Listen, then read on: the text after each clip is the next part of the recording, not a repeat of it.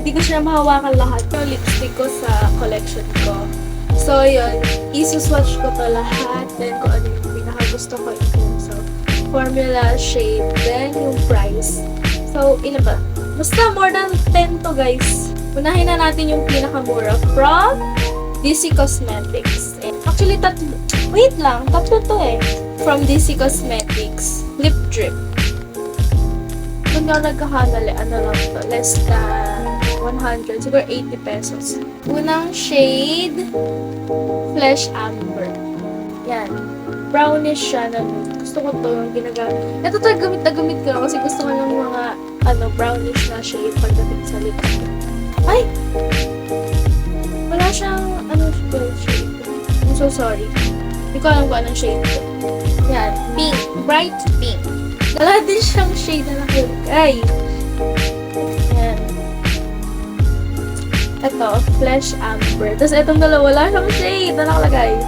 Sunod is from Everbelena. Ito, Bullet Lipstick. Ito naman ay lip shade Skinny Dip. Binili ko to nun kasi nude talaga siya. Hindi to mabagay pag morena. Kasi, ewan ko, parang patay yung parang pangpatay yung kulay niya. Bagay lang to sa papuputi talaga. Sorry. Sunod is Mirror Nova.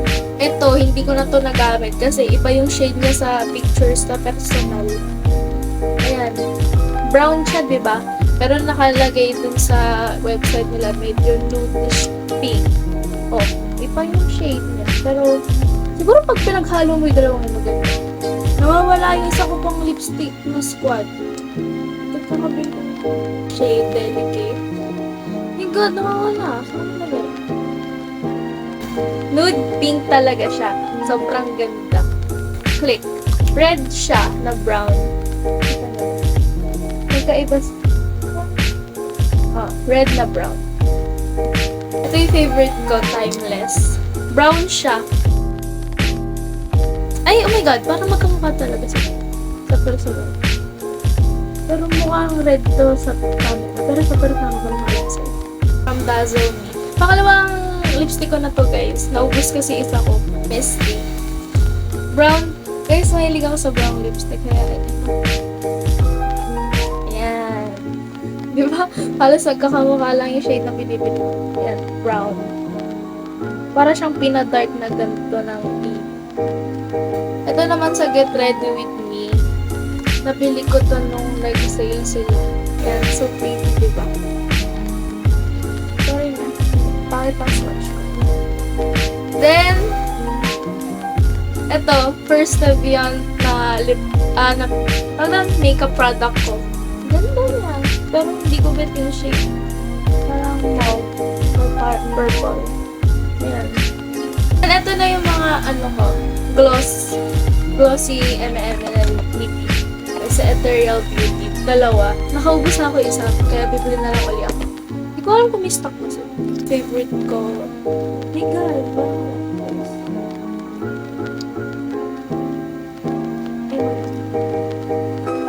wait. Wala na, guys. Empty. Hindi nakuha pa naman.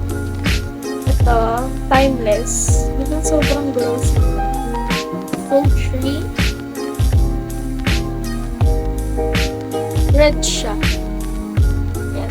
Oh my God, yun nakita. Ayan, red. Sa squad, Gloss and Glow. Rosy.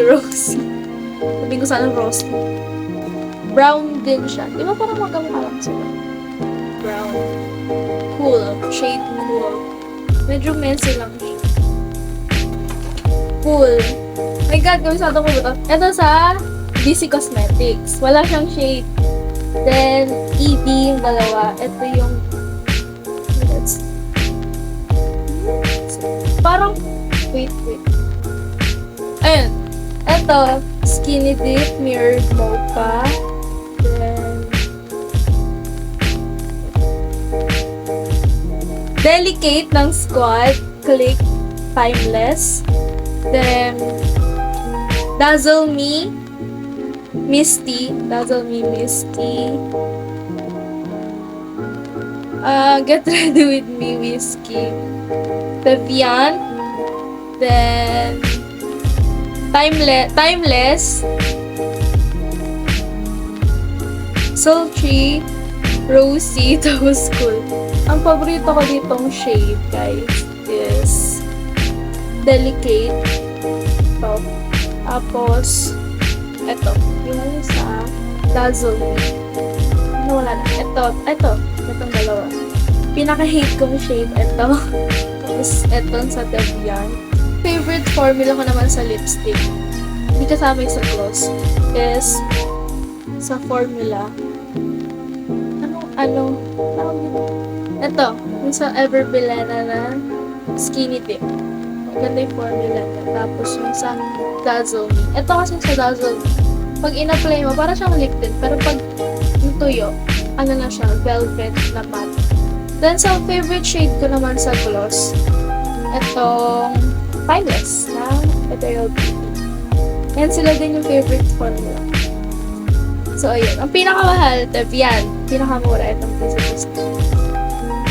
So, ayun. Sana may nabudol ako. Charot. Ayan, para alam nyo kung ano bibili nyo next time. Bye-bye!